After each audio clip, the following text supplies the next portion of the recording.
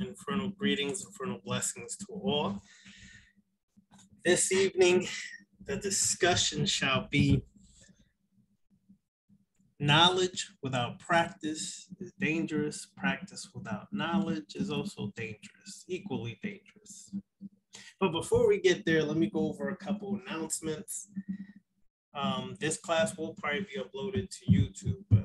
So for everybody's sake, let me go over these announcements. First announcement is that the other classes that I did have planned, I deleted them, like the financial class, things like that. The only one that's still remaining is African Magic class, and there's one person who's interested, but if they don't sign up, then I'll delete that soon. But there is a new class that is going to start whenever people want to next month if they choose to. Now, let me explain the purpose of this class. It is a continuation of all the other classes. There is a difference. For some of y'all who've seen my older videos, even to today, you will see that I've always spoke about this one concept. That concept is to fully get 100% benefit when you work with these deific masks, whether you want to call them dark gods, dark goddesses, demons, so on and so forth, these darker forces.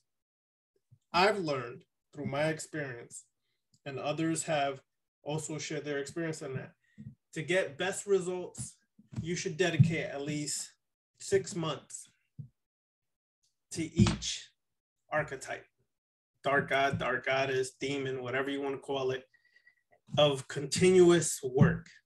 Just that archetype alone.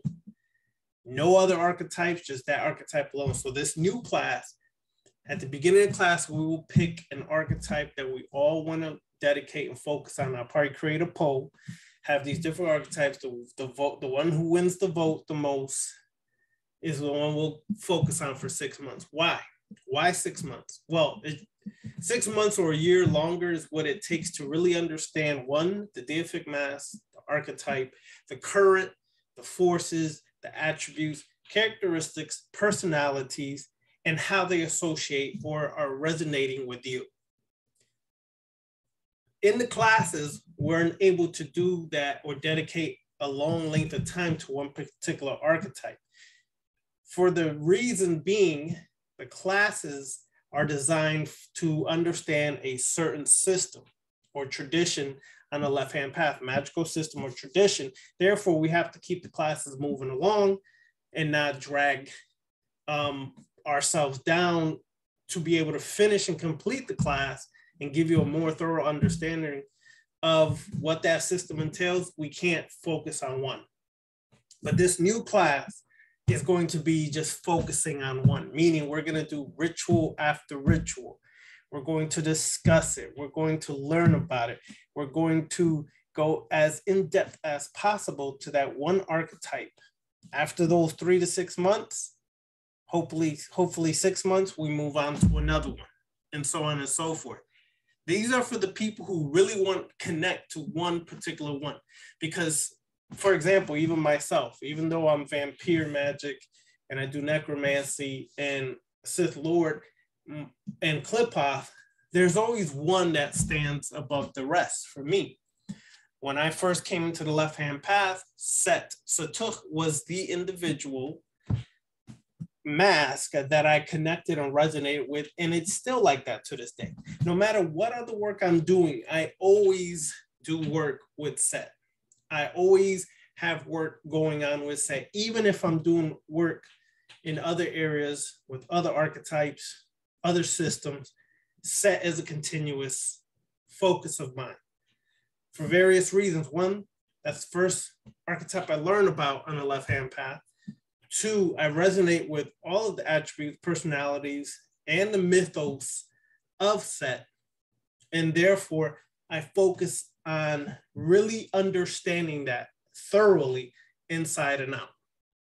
So moving forward, that's this new class that will start April 1st. No one signs up, whatever. It'll just sit there, people sign up. but that class, I believe, will benefit individuals a lot because you won't have to jump from archetype to archetype, so on and so forth within a traditional magical system. You'll be able to just focus on that one archetype and really reap the rewards and benefits of dedicating yourself to that one to really understand it. In Africa, for example, in the Middle East, for example, or in Greece, or whatever the case is, a lot of times you only had one archetype or deific mask or dark goddess, dark, god, demon, whatever names we want to use, that you would be initiated under, not multiple, just one. And the rest of your life, you would work under that one deific mask, that one archetype. That's all you would work with for your whole life. Today's world, everything is just like hodgepodge of stuff put together. But if you do the research, you will only usually initiated under one, and you maintain learning that, and you basically lived it, and when you passed on as such. An individual who's devoted to learning and mastering and becoming that one archetype. So we're going to go further into it, and if individuals want to take that route, it'll be available to them. It is going to be a very in-depth class that will help answer a lot of the questions you may have or have not had answered yet. This will help you as you focus on just one archetype. All right. Now, as I said, the class today, knowledge without practice is dangerous. It's very dangerous. We're in a world where right now people are knowledge thirsty and hungry more than possibly at other times of history, because everything seems to be readily available to them at the tip of their fingers through the keyboard on a computer, or on the tip of your fingers on your smartphone or iPhone, or whatever the case may be. But the problem is, it's just knowledge. And that can be dangerous. Knowledge is healthy when you're acquiring it and learning it. The problem why knowledge becomes dangerous is when you don't practice what you're learning. Practicing what you're learning is essential. Therefore, for example, we have a lot of keyboard warriors or keyboard gurus in today's existence. The people who just sit behind a keyboard and they post memes all day. Or you have the people who sit behind a keyboard and they want to debate all day. The problem with that is you can have so much knowledge that your head blows up from being super arrogant, egotistical, but you've not done any work. Work is essential because knowledge has to be applicable and practical in your life. If it's not practical in your life, then it just becomes, in time, not all knowledge, but in time, some levels of knowledge become useless because you're not able to translate it into a practical usage in your life. So, for example, coming from the conscious community like I did years ago, everything was about acquiring buku amounts of knowledge. And the more knowledge you knew, the bigger props you got. But the problem is, as I got to know some of these individuals walking within the conscious path, the teachers and people like that, what I started to realize is I got to know them on a personal level. That's all they did was talk about knowledge. I never saw them practice anything they were so-called preaching. They were telling people meditate. Them fuckers did not meditate. They were telling people all these things to practice, yet they themselves were not practicing. They would tell men, sperm retention and do not release and blah, blah, blah. Yet these people were just banging out, multiple kids everywhere. So you're like, well, okay, which one is it? Is this what we should do? Because your life, the way you're projecting it, is not matching what you're teaching people. So knowledge can be dangerous when you don't apply it into your life. It's essential. Do you know how you can tell when somebody's applying knowledge in their life? They don't have to talk. You can see it in the way they carry themselves. You can see it in their eyes. You can see it in the way they move. They move in a way that's very different than the average person. And those are the people who took that knowledge and actually started applying it to their everyday life. Applying it so it could cause growth and change. Applying it so they could face themselves and master themselves. So therefore, they're no longer triggered by what they used to be triggered by. So as the 5%ers used to say, know the ledge before you fall off the edge. This is the mathematical breakdown of knowledge according to the Nation of Gods and Earth 5%ers, right? Why is that resonating today? Is because many people claim to know, but if they really don't, that edge, right, becomes a ledge they can fall off of. And you find that quite often, okay? Where people know, but they don't apply. They don't live by what they know or what they say they know. Then you have the opposite, which is equally dangerous. Practicing without knowing nada. For example, if you give someone a ritual, let's say and your ritual is dedicated to Hecate, and they know nada of Hecate, that could backfire on that individual. You should have done some kind of research before you even did the ritual or rituals. You should have some level of knowledge about that particular archetype. Not having any level of knowledge, just jumping blindly into something can really hurt you.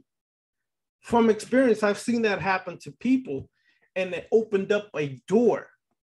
And once that door is open and you cross that threshold, there's no turning back. Your life is forevermore changed. And you want an example of people who've done that? People who you know were on this side and all of a sudden are running back to religion. They're back in religion. They're saying that Jesus Christ saved them. They were in deviltry, demonolatry. They were in so much darkness that Jesus Christ showed them the light. Yeah. These individuals I've seen as well quite often walking this path. They'll come in, they'll go dark in there and never did really research about what this is about. They just felt like it was a calling. And then when they got hard, they like vroom, ran over there. And I've seen some of these because some of them are making videos to this day. Holy Christ, Jesus loves us. And I'm just like, bro, last week you were over here. Sis, last week you're over here. Now you're over here preaching the word of God. Come on, man. That right there is how you can tell that they didn't have the knowledge before they practiced. Therefore, the practice shook them up so bad that when it opened up these doorways and gateways, they felt their only salvation was to run back to Christ, run back to Allah, run back to religion in a nutshell, and just hope that this so-called Lord and Savior baptizes me from all the things I opened the doorway to. It doesn't work like that, because that thing is still inside of you because you opened it. So now whatever's trapped inside of you is coming out more and is affecting you more. It's affecting you more than previously. And now you're hoping religion saves you from your own inner self. Your own darkness has been opened, and now you're plagued by the very things you ignore about yourself, and you feel that God is the only thing that can save you from the devil. Well, in this case, who's God and who's the devil? In actuality, you're both. But you're running to something outside of yourself, hoping that it saves you from your own inner crap, because you didn't take the time to do some level of study before you did the work. as people are finding out as they journey through rituals and different things like that, they're finding out that some of this stuff can be hard. As we said in the last few videos, like Brother Dimitri is breaking down, and certain things people told me about in their reports from doing a destruction ritual, they thought they were just doing a certain destruction ritual. It could have been the moon, or like Brother Dimitri said, it was just a template. You could have replaced the moon picture with something else you thought you needed to destroy in your life. It's just a template. But what they didn't bargain for was their whole world got turned upside down. They literally, some of them lost their jobs. Some of them almost lost their relationships. Whatever the case is destruction is destruction. It's not necessarily that focal point that's for the ritual. That destruction, you could be using that as a focal point, but if you need certain things to be destroyed inside of you, it's going to happen regardless if you think I'm just destroying my concept of that. You have certain things inside of you that need to be destroyed. It will still work as a destruction ritual, regardless of what's the concept you're associating with it. And that can shape people sometimes when they do this work, because now they're like, wait a second. I thought I was just supposed to be destroying my ideas or beliefs about this, but it just flipped my life like this, like totally, like just flipped it inside out. Why does that happen? It happens because, one, it needs to happen. That's the most important part to understand, because you may be holding on to things that are no longer beneficial to you. Just a couple things to mention.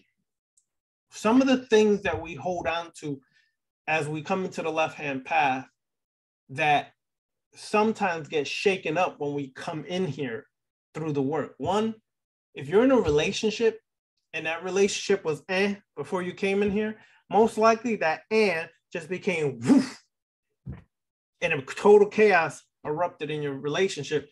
And now you're like starting to walk and stand in opposite sides of the pole. And that's only enhanced because there was already some friction there. That's only enhanced by the work you're doing now, because the realization of what you're learning about yourself may not equate to the partner you currently have. So that ritual only accelerates what was already going to happen regardless. So for example, that's one of the common things that happen when you do destruction rituals. Relationships go to your jobs. I've heard a lot of people report back to me that they had chaotic moments in their jobs, even lost their jobs, but they now, here's the key, here's the caveat to all this. They now have even better jobs than they had before. So yes, you may lose things. You may lose your moment in time. You may lose what you had as far as finances. That's only temporary. What needs to be destroyed will be destroyed, but always remember what comes after. If you can hold on to what comes on the other side, you usually get stuff better than what you had. There's no need to do a destruction ritual if you're not going to get something better on the other side. If you're going to get something worse, the hell you did it for? You should do it only if you're going to get something better on the other side. Because on the other side of what your total chaos that erupted in your life should be something that caused you to grow, right? So commonly relationships, jobs are two things. Sometimes your health goes a little haywire when you do this work. It's not haywire in the sense that you're going to die. What happens is you feel a lot of these symptoms, but that's because if you've had a blockage in your life within you for 20 years, and all of a sudden you do this ritual and these darker forces and energies are channeled into that area, right? And it breaks open that blockage. Well, you've had a lot of energy trapped there, positive and negative energy trapped there. So when it releases and it surges through your body, it can cause side effects, nausea, dizziness, you might be short of breath. You may even get a fever. You may get a lot of things, but that's because you had a lot of trapped residue inside of you that needs to be freed. And now that it's freed, it's got to do its work of being pushed out of your body. And unfortunately, it may cause side effects to cause you to feel a certain kind of way physically. But understand that's part of the process. You're not dying. Nothing's wrong with you. No, you didn't do anything wrong.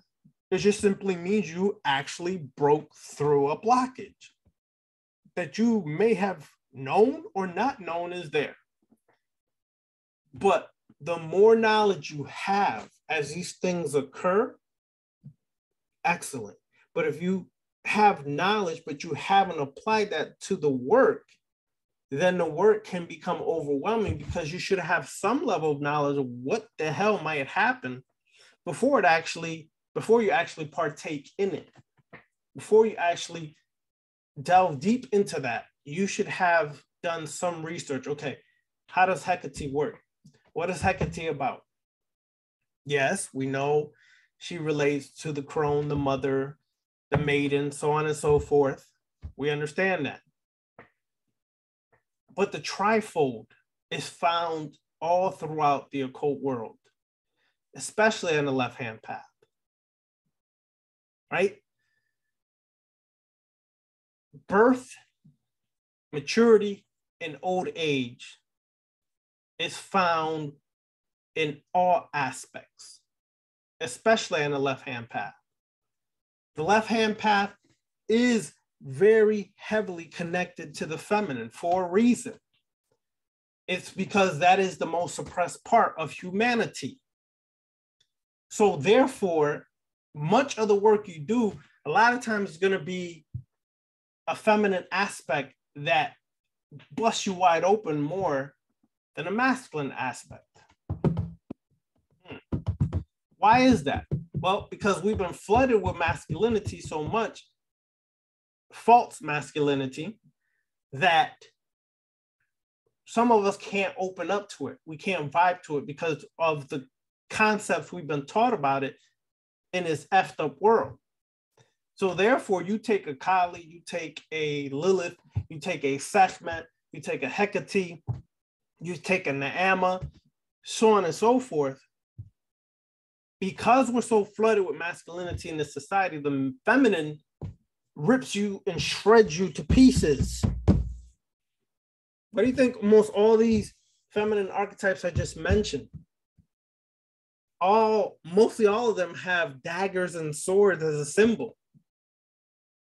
Almost all of them carry that as a symbol because that's symbolic of slicing and cutting away that which doesn't serve you anymore. It is symbolic of tearing you apart so you could be rebuilt back again.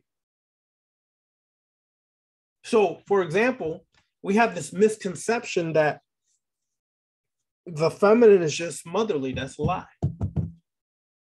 It's partly motherly. That's a true, definite part of a woman. But there's the part that we don't readily accept or understand, and that's the warrior side. The warriors in the mythos are more ruthless than the masculine. Read the story of Sekhmet. She had to be brought back to consciousness before she destroyed everything. Read the story of Kali. She had to be brought back to consciousness before she annihilated everything and everyone. There's a reason for that. Because there's a part of the feminine energy that is more ferocious than the masculine, because a man is taught to be a warrior, right? From day one, but the misconception of being a warrior in today's world is so effed up, it doesn't even make sense anymore.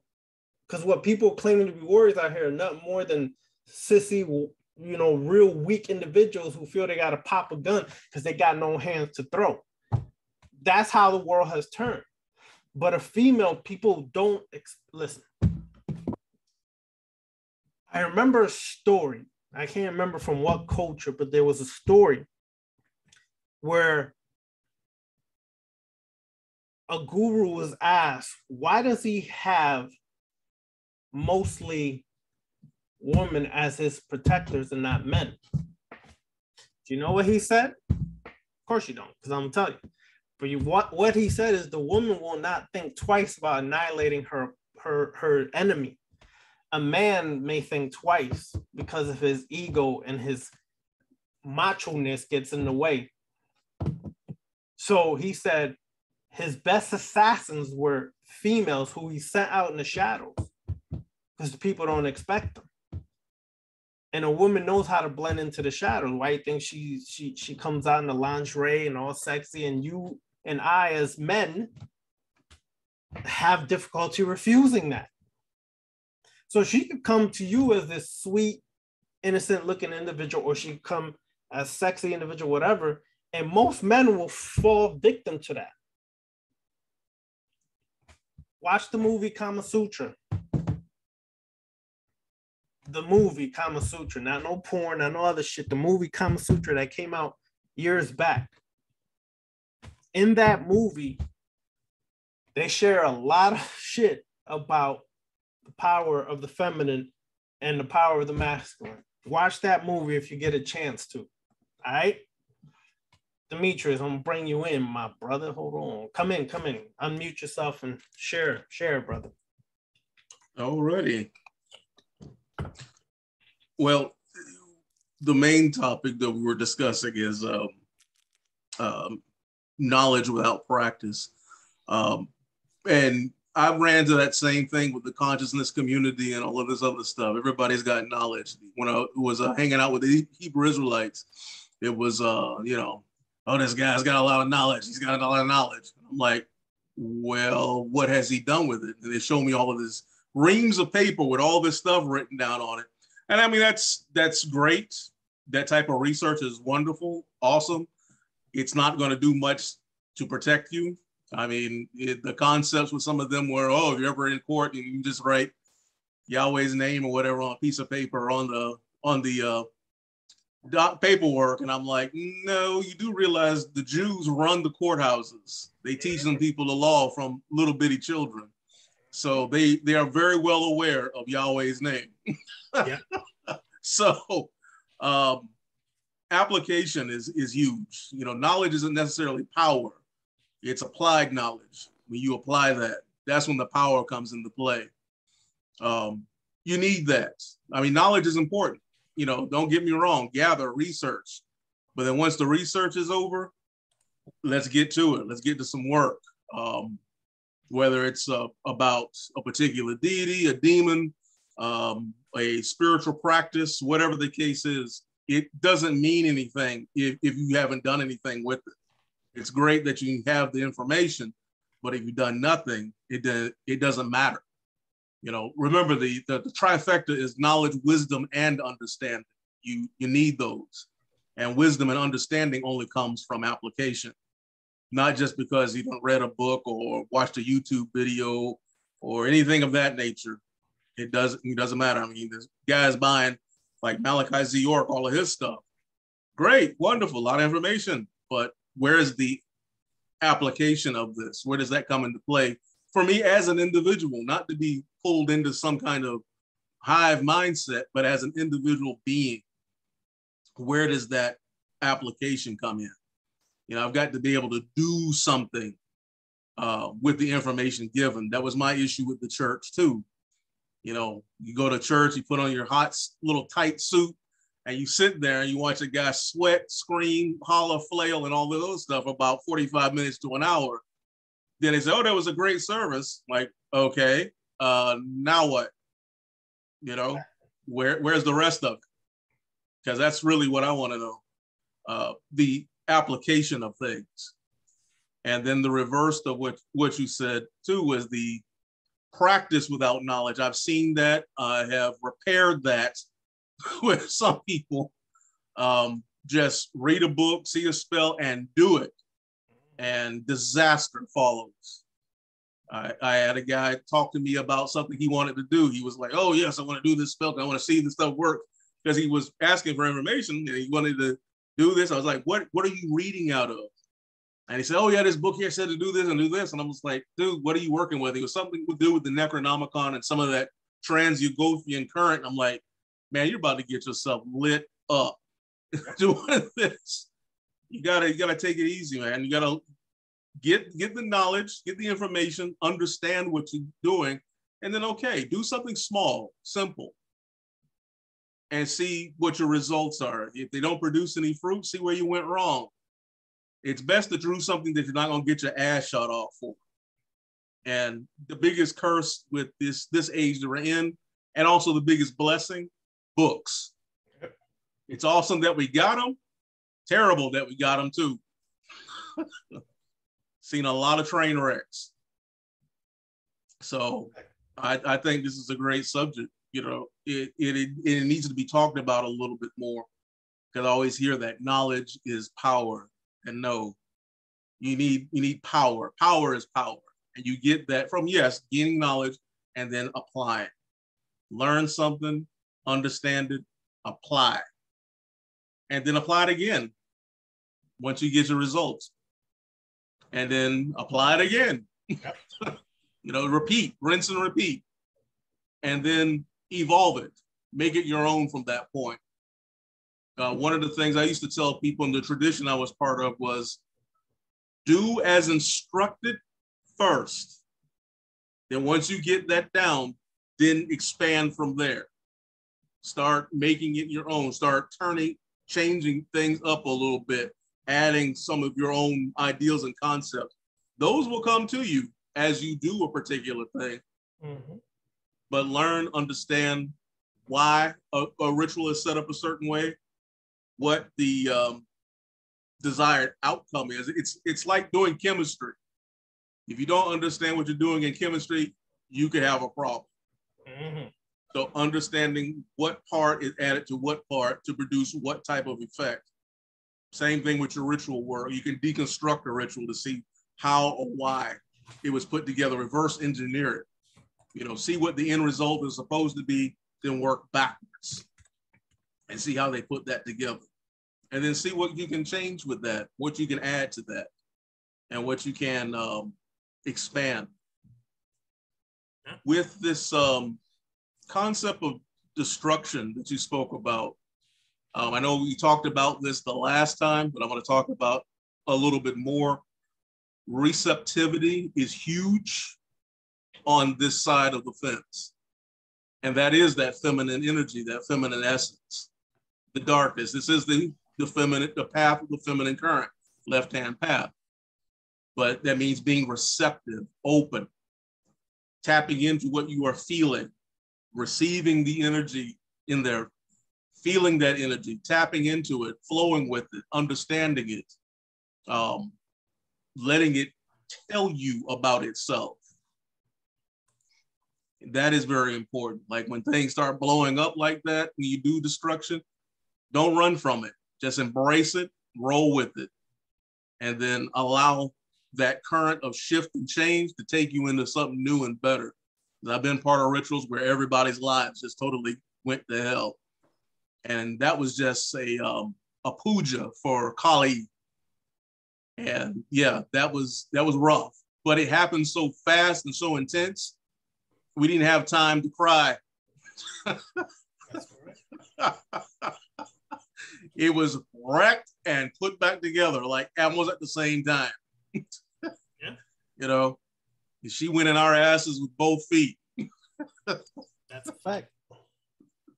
That's right. And in that concept, let me also say this, because a lot of what we do on the left-hand path too is dark alchemy, spiritual alchemy in a sense, but of a darker sense, right?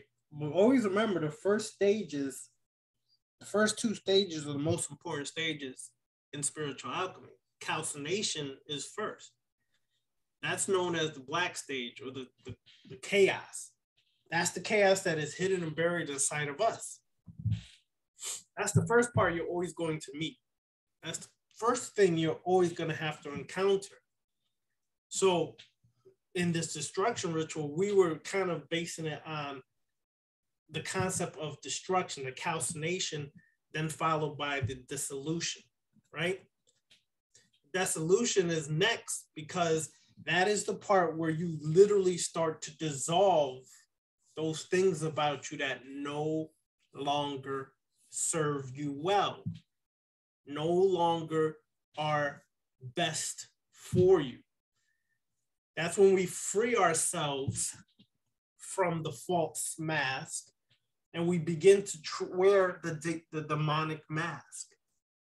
The demonic mask has differences than what people call the holy guardian angel, the higher self. There is differences.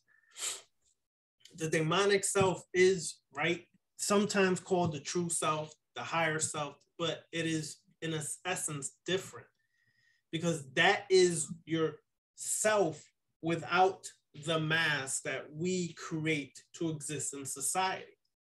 That demonic self is the authentic self, null and void of the actor or actress we've played all our lives in this world. And that comes only from dissolving and destroying all aspects of ourselves that no longer benefit us. Those things about ourselves that's held us back, that's blocked us, right? Those things no longer should be there.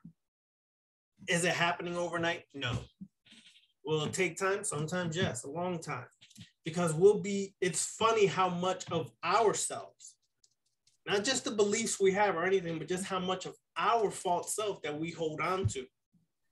There's parts of ourselves that we hold on to as if it's so real and don't even realize it only became real because we had to navigate this screwed up society, and we accepted that part as being ourselves that we created to navigate here and associated with being authentic or being the demon, the demonic self, the demonic self. And it's not.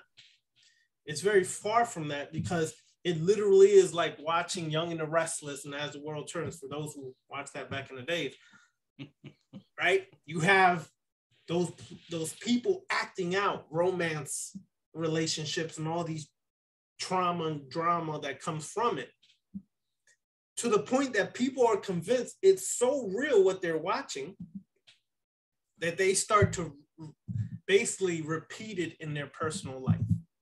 Okay? How much of us, well, let me say this, how many of us really know what love is? Well, case by case, person to person, that depends on the individual. But a lot of times we do learn love from what we witnessed, which is learned behavior, which is 95% of our subconscious mind reality that we created. Much of what we associate as this is what love is learned behavior. We either saw our parents, family members, friends, movies, soap operas, so on and so forth, and this is what we interpret as love. Then when you get in real world relationship, you're like, wait, this ain't the way it's supposed to go. This is supposed to go like this fairy tale ass crap I was watching. That's not reality. That's almost what I mean by the true demonic self, and in the falsified self, the mask that we wear to exist. When we stop replicating these things that we were shown or we witnessed or behavior from others and find how we really are, it can be a journey. And it is an awakening that is well worth it. But in order to do that, we must dissolve aspects. But to do that, as Demetrius was saying, yes, the knowledge is important, but applying it is even more essential when you're getting to the stage of learning who the demonic self is, of learning that, applying the knowledge through ritual work, through day-to-day work, not just in front of your altar, day-to-day work, begins to lift off the false mask we wear. And one of the things too about the ritual work too,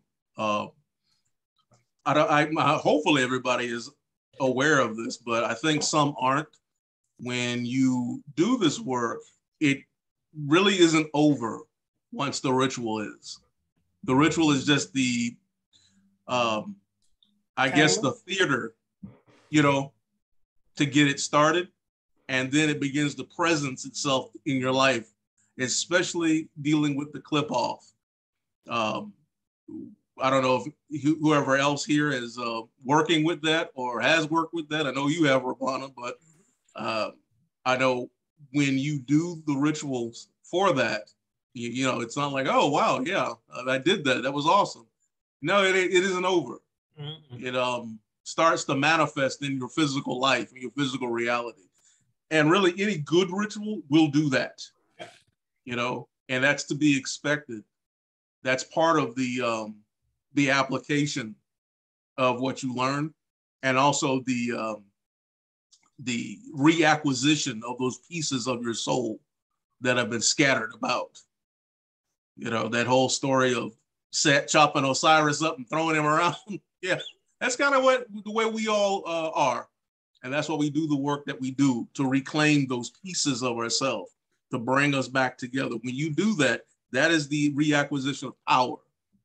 And that is where you start to make intentions. And you don't even have to do ritual work or go to an altar. You make an intention, and then boom, things happen.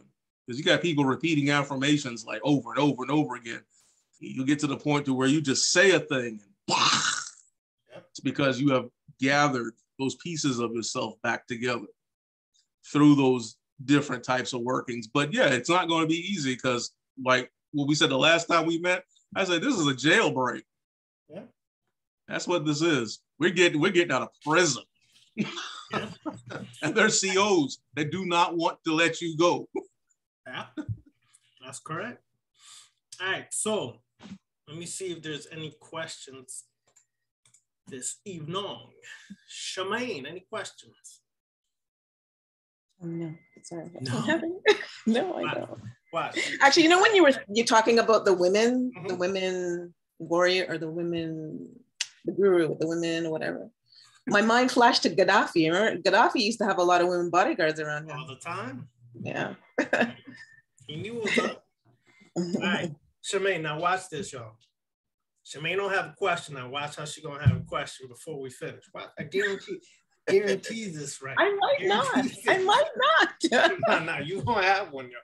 Because somebody else gonna say something. You're gonna be like, okay, I got a question. All right, we'll see. We'll see. Kezia, what up? Nothing much. I don't have any questions. No questions? All right, cool. All right, Hampson, what's up? Any questions? I don't know. I have any questions. More so, yeah, the whole aspect of the destruction. I just went ahead and threw a bunch of shit in the pot. Because I was like, from where I stand, my whole fucking life has been a life of destruction. But now I'm driving. That's good. That's where we need to be. Absolutely. I think it's beautiful that you are doing what you're doing. It's a big deal, because the more that the feminine incarnates tap into these frequencies, it's just what's going to happen from that point is epic. And I think the most scariest thing that I have encountered is just me, my programming and all of that. So, but with the feminine, it's being activated, and it is very triggering to masculine dominant men. So, you know, I'm definitely feeling the impact of that. However, I did my own modifications. And so I think that made a huge difference, being able to modify to fit what I needed, just like you were saying. And I think that's the thing that we all have to remember. Just because somebody else destroyed, you know, whatever it was getting in their way, that don't mean that that's what you need to be focused on. So like the goal is to just go within, but I mean, feminine energy right now has just been beast mode and kicking everybody ass. And I'm lifting up a prayer for you masculine dominance, because, you know, 5 to 10 years from now, we keep going like we going. I mean, damn, we could be on a whole other frequency level and shit that we can do. So yeah, so the Oracle definitely got all of her motherfucking eyes open. Yeah. And I see what's happening. It's beautiful. So I just want to salute my fellows. Appreciate you. Appreciate you for coming out. Yeah. Yeah, and about that, a lot of the masculine, as y'all look every year, more and more men. Anyway, that's another story. I'll do another class on that. Your white lighters and whatnot. A lot of them will be taken out. That is very much a masculine current. Yeah. That's the one thing I try to stress to people to understand. They say, "Oh, you got all this darkness." And I'm like, that's feminine. That's the primordial mother. That's what this is. that's all it is. I mean, the first time I got involved with the clip off, I was very nurtured. And I'm like, wait a minute, this isn't the shit they were telling me to stay away from. Yeah. That's correct. And that's what, remember, you said it nail on the head right there. Light side, that light side, right-hand path, that's masculine dominated. From God, Allah, Yahweh, Jesus, Jehovah, whoever the hell you want to call on, that's all masculine oriented. Why do you think they're so fucking violent over there? Always trying to fight. Who's greater? My God is greater. My ego's bigger. Yeah, it's very projective. And that's fine. And it's powerful, but it's only powerful once. Like an explosion, it's powerful once. Implosive fusion is more powerful than fission. That's all it is. It's a science. That's it. You know? And that's why the dark or the left-hand path is an inner working. The female's the inner being. Men tend to be the outer being. So there you go. That's why a lot of men can't walk this path the way they need to, because their ego gets in their way, because they don't understand.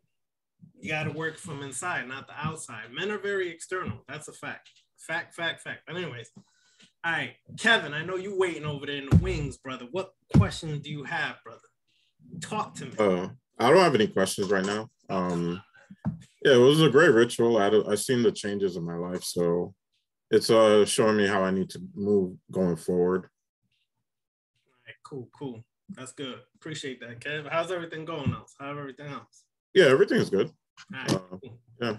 Right. Slowly in New York, they're lifting some of these mandates. Yeah, I heard, brother. About time, man. About time. Yeah. But yo, here's the trick, though. Right when we're ready to do that, they got something in the wings already coming. So you know that's how it is.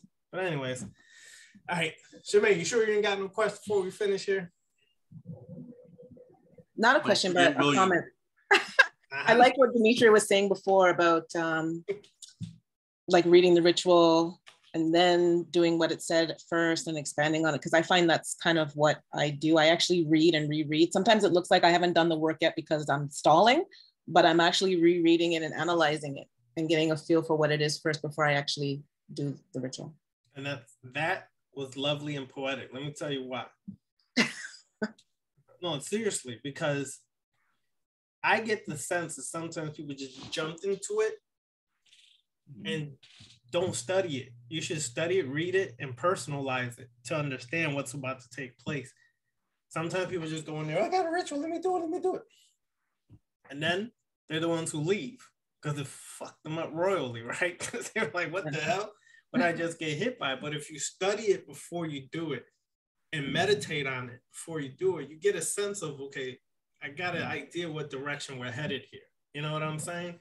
So you're more apt to open up to that than just going into it blindly and saying, well, it's just, it was assigned for class. No, it's the worst thing you could do. Just because it was assigned doesn't mean jack crap. This is not high school or college, damn it. This is your personal life and your investment and your growth. Take your damn time to understand it. But that's true. All right, appreciate that. All right, so let me make the announcement one more time. Hold on, I think you forgot William. Oh, William, damn, I forgot. William is in the dark. That's why. I was like, he's sitting in the darkness over there. So I was like, what the hell? All right, go ahead, William. Any questions? Oops, sorry. Let me unmute you again. Go ahead. Unmute. Okay, with the destruction ritual, I got a lot of insight on the programming that, you know, over the years of my life, how I'm trying to get out of it. So I did the ritual different ways, and knowing that the different phases of the moon, we'll get the same programming comes in different ways. But the question I got is, can the destruction ritual affect a relationship in terms of the other person? Because since I've done the ritual, I see a difference in my relationship. You know what I'm saying? Yeah. More so than myself. It will affect it. But one of the reasons it's affecting it is sometimes we're unaware that we're changing as we do more rituals, and that person picks up on it and they start sensing that's not the same old William. So they go into freaked out mode, like, yo, you changing, you doing this, what's up? Well, you know, it could be various things, but it happens sometimes because you change, you shift as you do the work. Your energy shifts and they pick up on your energy, but it's not the same energy they're used to. So therefore it can cause conflict. So, but it's not conflict, it's the opposite. Oh, it's almost well, then like, that happens too. Okay. That can happen. So are they coming more to you now?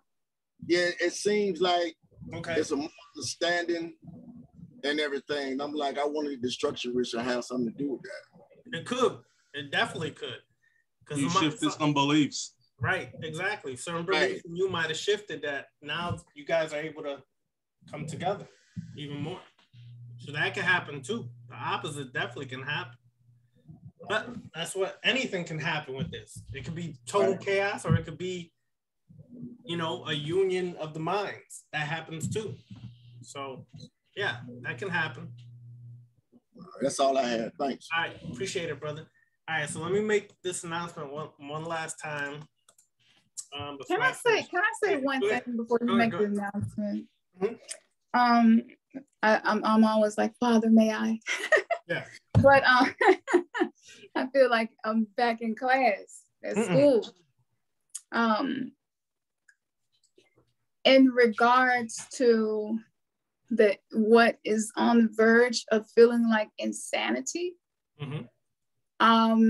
because once you have worked with so many different currents, you have a stream of consciousness that now has these new voices. How do you know what's what? Like, how do you know what's speaking? Because what's happening for me is that I just have these moments where I just get fully taken over.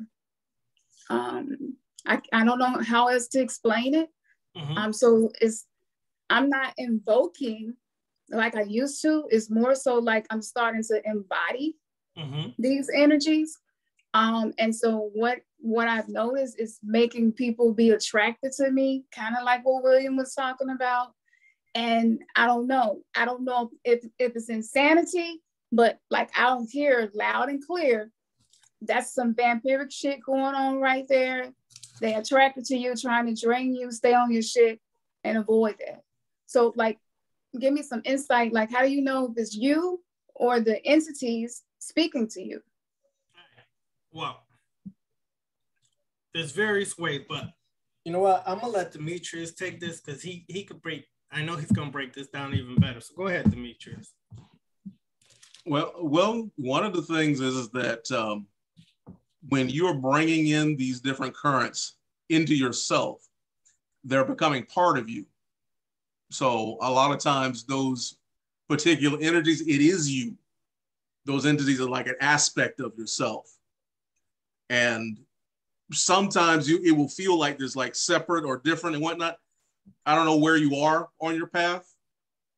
Because I know some folks in the beginning, it may feel like that. Hell, sometimes with me too, it's almost like there's a lot of current flowing through me from time to time. Like today was like that. I've been doing a lot of work with cliphotic work right now in a particular sphere. So yeah, there's a lot of that current going through me, and there'll be surges. I mean, and the way, because I've had this question before, people ask me like, how do you know that you're actually hearing from a particular entity or it is yourself? it's almost like you're one and the same in an instant. Because sometimes in ritual, I will advise myself on something.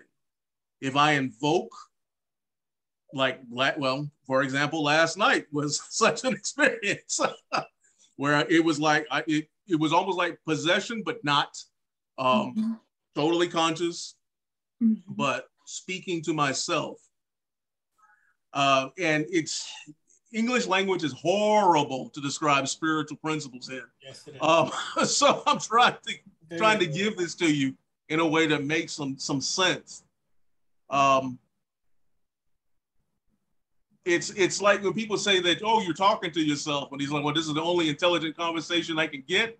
Yeah, it's an aspect of yourself. It's that part of yourself that might be Hecate, that is connected to that particular current, that is advising you, maybe in her crone phase, giving you some wisdom on something. Like if you're in meditation and you feel that current flowing into you, and you'll get that, and you'll feel it trying to come out of your mouth, go ahead, speak out loud.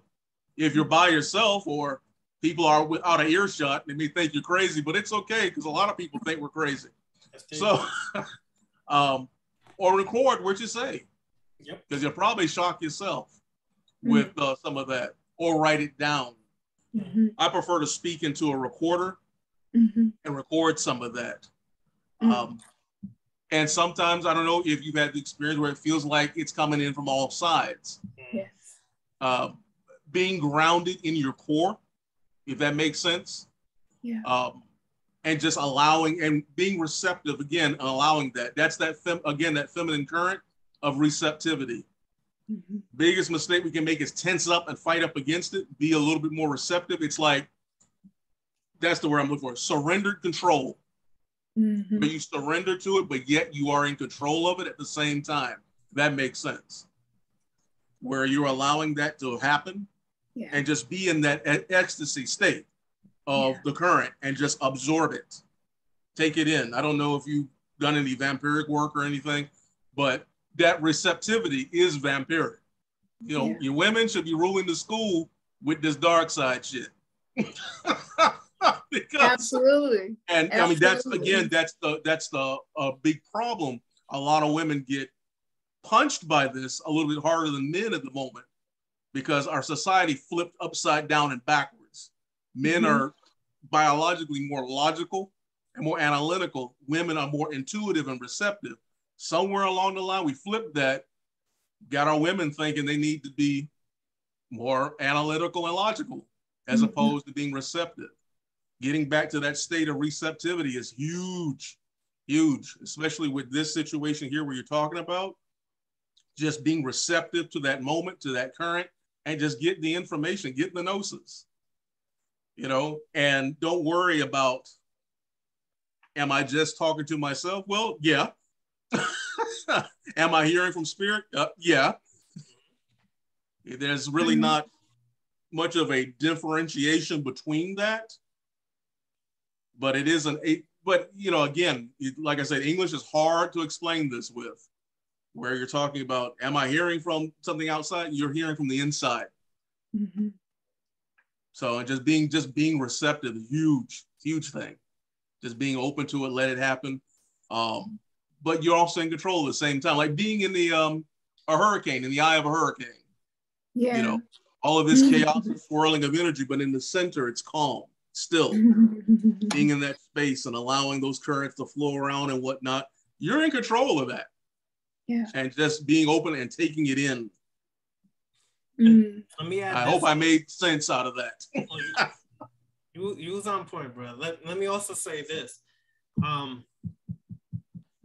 We tend to, we've been taught to kind of like compartmentalize things. Whatever is happening is all you. Like he said, it's all you. And as you keep growing on this path, the more you're going to be able to integrate various aspects, and those archetypes are just representations of your aspects that are becoming more aware in your consciousness. Just keep merging it, keep bringing it together, and not stand back and try to separate, like, is this outside or inside? It doesn't matter. It's you. You understand what I'm saying? Overall, essentially, it's you, and it's just different parts of us become more aware to these aspects that have always been dormant. Now you're hearing more clearly those parts that have been quiet are now coming up to the surface of our conscious mind, and we're now starting to,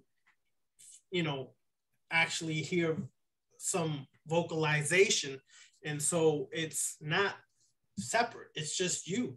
So let's say you hear Naam or you hear Bilal, that's you. But we tend to put that outside of ourselves as if there's some entity. No, it comes all from here because your mind has to accept it first, and your mind has to process it because it's within yourself. So always remember, don't separate. Regardless of outside or inside, it's totally you. All you do is just embrace it. Just hold it, embrace it, and roll with it. Just, that's it. I talk to myself a lot. I don't give a shit who the hell's around. Honestly, I don't. Because at the end of the day, I have to make sense of it. Not the people out here. I have to make sense of it. And I have to work with it and understand it, right? So when I'm in my car, people be like, who the hell are you talking to? Myself. Why? Because there's a lot of stuff running through my head, yo, all the time. And the more you do this work, the more you hear. So just flow with it and just understand every aspect, every part you hear is totally you. Because the point of a deific mask, and I'm going to segue into the announcement, the point of the deific mask is to understand that that deific mask you're wearing is you. And therefore, that's why you're wearing it, because you resonate with certain parts of Naam, Lilith, Bilal, Malak, whatever. You resonate with it, right? And so when you put the deific mask, it's almost like you're taking that power from that deific mask into yourself, because it's always belonged to you. So you take the power of Bilal, it's because it's always inherently been yours. It's now that you put it on, you're starting to realize, yo, this is me. This is me, but I'm hearing things on a whole nother level than I've thought on a whole nother level before this. And so I should just sit back and say, I love you, and embrace it and take it and say, let's work it. Because essentially it is you that you're hearing in every level. That's all I had to say. So anyways, let me make the announcement. Thank you. Yep. That I feel so much better. I be needing my masculine sometimes to just show up and let me know it's straight. Yeah, you're good. Okay.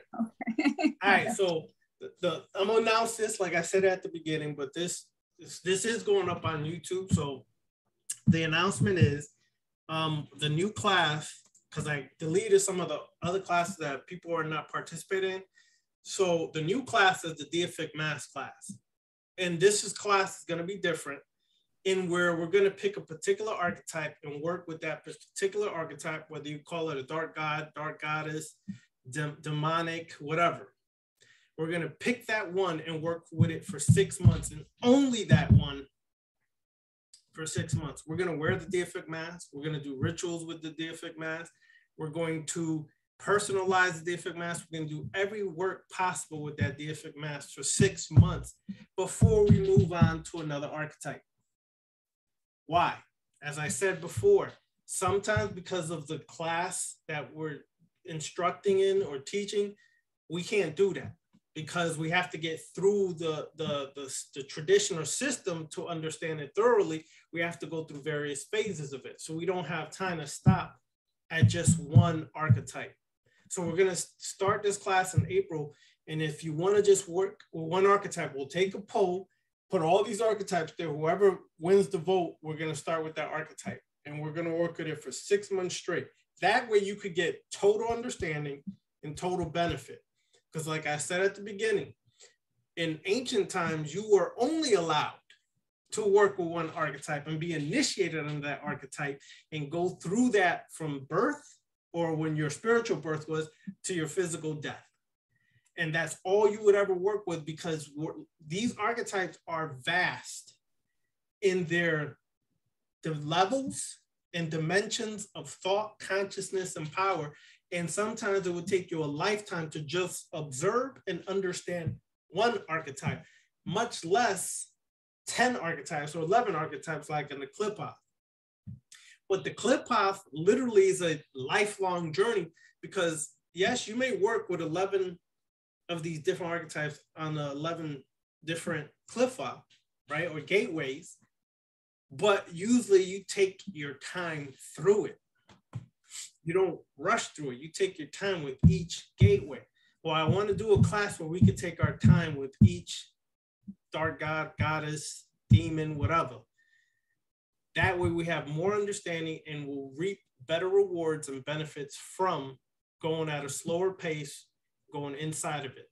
So I'm just putting that out there. April 1st, I'm going to start accepting people to sign up for that. And we'll have class shortly after that, because I think that will benefit a lot of people. And that you can concentrate on really working with just one and understanding it inside and out. All right, so thank you all for coming out. I appreciate y'all. And next week, the classes will start up again. All right, infernal greetings, infernal blessings to all. Bye-bye.